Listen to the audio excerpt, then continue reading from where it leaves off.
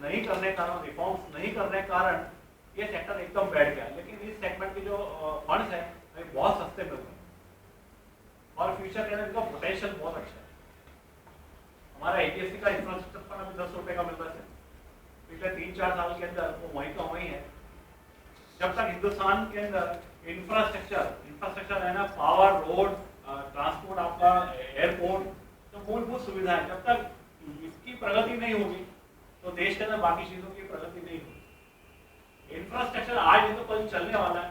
HDFC का infrastructure 10 रुपए के एनएवी पे मिल रहा है, रिलायंस का इंफ्रास्ट्रक्चर 7.5 के एनएवी पे, टाटा का इंफ्रास्ट्रक्चर अभी 31-32 के एनएवी पे मिल रहा है, बिरला का इंफ्रास्ट्रक्चर फंड सस्ता मिल रहा है। इन फंड से अंदर यदि आज की तारीख में कोई 8-10 साल के होराइजन से पैसा डालता है तो बम्पर रिटर्न इसके अंदर मिलेगा, बम्पर यानी बिल्कुल बम्पर रिटर्न मिलेगा। लेकिन आपको पेशेंस के साथ इसके अंदर बैठना पड़ेगा।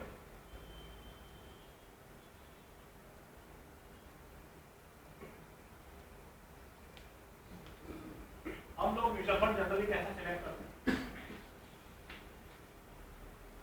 म्यूचुअल फंड के अंदर ये बताया है, एक दाखला है, ए बी सी डी ऐसे 5 प्रकार के फंड है। इसके अंदर सी वाले का रैंकिंग दिखाया है। टोटल फंड जो है 220 फंड है, एग्जांपल लिखा है 220 फंड है। फर्स्ट ईयर का ए फंड का 42 रैंक है, 3 ईयर में इसका फर्स्ट रैंक है और 5 ईयर में इसका रैंक आया 87। इसी प्रकार से बी वाले का 40वां रैंक है, सेकंड रैंक है और 43rd रैंक है। इसी प्रकार से सी का, डी का दिखाया।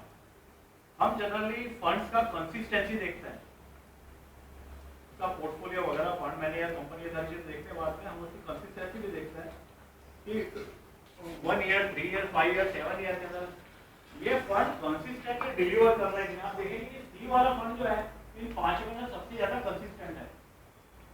1 ईयर के अंदर ये फर्स्ट रैंक पर है, 3 ईयर में थर्ड रैंक पर है और 5 ईयर में भी थर्ड रैंक पर। इसका रैंक जो है वो हर साल कोई फ्लक्चुएट नहीं हो रहा। बाकी फंडों का रैंक जो है या तो एकदम आगे निकल गया, पीछे निकल गया, फ्लक्चुएशन काफी ज्यादा है। इसलिए सी वाले फंड को हम जरूरी ऐसा रिफर करते हैं।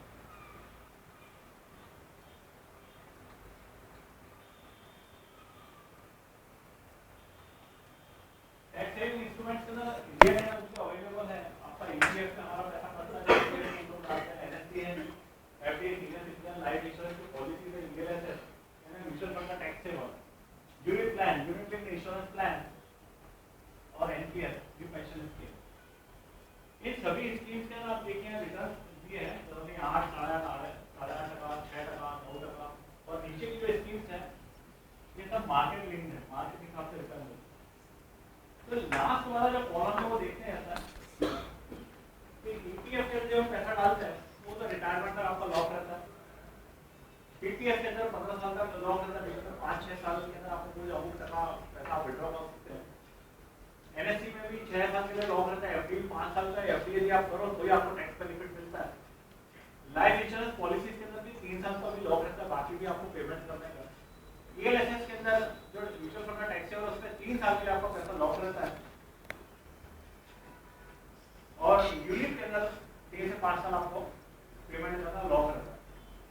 इसमें एनालिसिस से रिजल्ट ये निकलता है कि म्यूचुअल फंड का जो टैक्स सेवर है इसके अंदर सिर्फ 3 साल के लिए आपका पैसा लॉक रहता है और पिछले 10-15 साल का जो ट्रैक रिकॉर्ड है वो ट्रैक रिकॉर्ड ये बताता है कि rate of return mutual fund के टैक्स सेवर ने सबसे ज्यादा दिया है। कितना रिटर्न दिया है? तो 15-18% से ज्यादा दिया है और उसके बाद जो आपको जो रिटर्न आपके हाथ आता है वो भी पूरा टैक्स मिलेगा।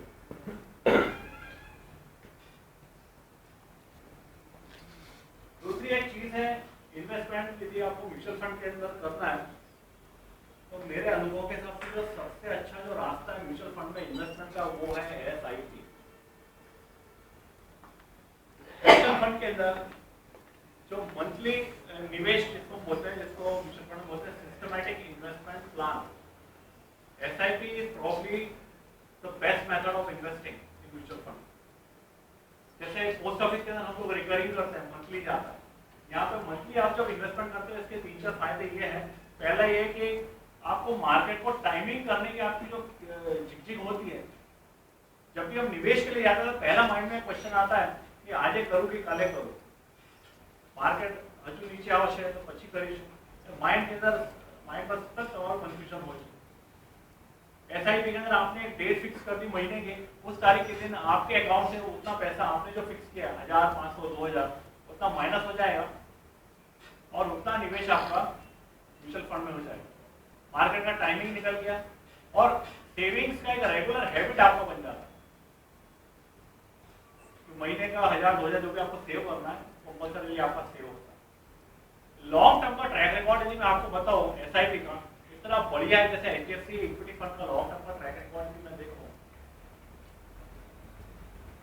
तो 1000 रुपए का एसआईपी यदि किसी ने किया 10 साल का, तो 1 साल में निवेश उसका हुआ 12,000 और 10 साल के अंदर हुआ 1,20,000। उसकी वैल्यू एज ऑफ नाउ जो है वो 4 लाख के आसपास। रेट ऑफ रिटर्न जो है 15-18% से ऊपर बैठा। आपने मार्केट को कुछ टाइम नहीं किया, एक अच्छा फंड सिलेक्ट कर लिया, डेट सिलेक्ट कर ली, अमाउंट सिलेक्ट कर लिया और लॉन्ग टर्म के अंदर आपको रेट ऑफ रिटर्न बहुत बढ़िया, पूरी इनकम आपकी टैक्स फ्री और इसके बाद अच्छी जिस दिन आपको ये लगता है कि भाई मुझे निवेश नहीं करना है, आप एसआईपी बंद कर सकते हो। आप पूरा का पूरा पैसा अपना मार्केट रेट पर आप